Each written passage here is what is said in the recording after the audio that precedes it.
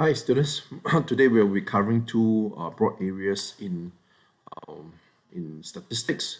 One is to compare measurement data, which you will be involved, and also completing a dot plot.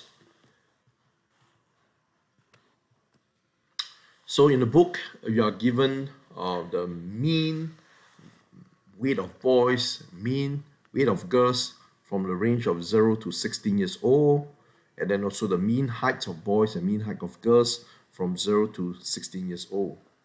So the first part is you have to identify, they say if a boy of age 11 has a mass of 30. So a boy, okay, this is the boy, age 11 is somewhere around here, okay, and has a mass of 30 kilos. So it's somewhere around here, so it's about here. So they say put a dot or a circle. So that is the part that you will be required to identify, isn't it? And then this part is your activity based on your age. You have to identify whether you're 10 years old, 11 years old, 12 years old, or maybe 9 years old. You have to identify where is your current height. Okay, so if you're not sure, just make use of the height that you had last year, and then maybe just add another 3 cm, 4 cm to it. I think that would be reasonable. Okay, anyway, it's just a case for you to identify where should your height be. You could be taller than the average, could be lower than the average. It doesn't matter. Okay, it doesn't matter. And from here, using these graphs given to you, and you have to answer this question. Very important, read the questions carefully. Study the graphs first. Read the question before answering. Okay, just have to answer whether it's true or false. And other than that, they say write two other facts that the data is telling you.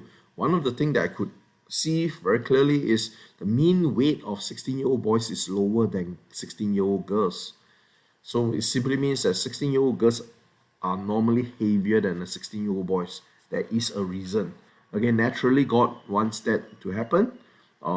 Women tends to have a bigger percentage of fats in their body. I truly believe it's actually for reproduction purposes in the future.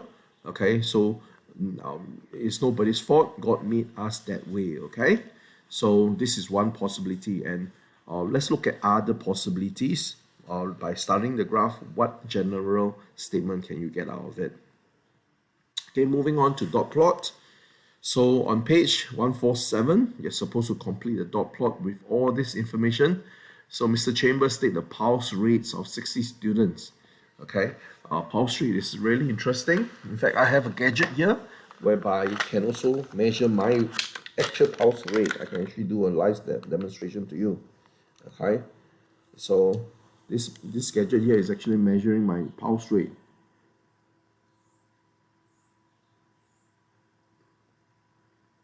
So my pulse rate is actually 78, 77 at this point in time.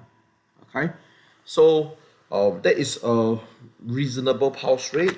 In fact, for athletes, the pulse rate is actually much lower. Okay, so we're going to move on then. Based on the data given, let's plot the dot plot.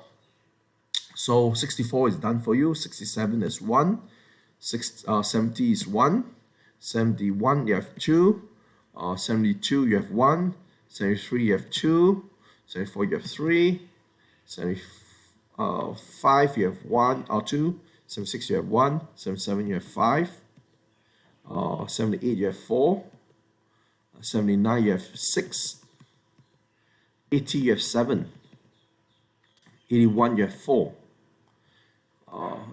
81 you have 5, sorry, 82 you have 4, and then 83 you have 4, 84 you have 1, 85 you have 3, 86 2, 87 1, 88 2, and 89 is 1.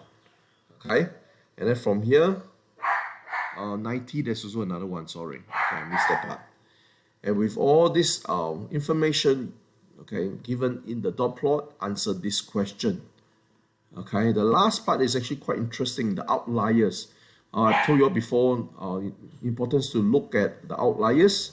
So based on the data given, what are the outliers that you could find? So answer the question accordingly to see which are the outliers in your data. Answer yes or no, that's all. Okay, we'll further discuss this during our next lesson. Okay, that's all for today's lesson. It's quite easy, isn't it? So if you have any issue, just drop me a note on Teams or direct message. Okay, bye-bye.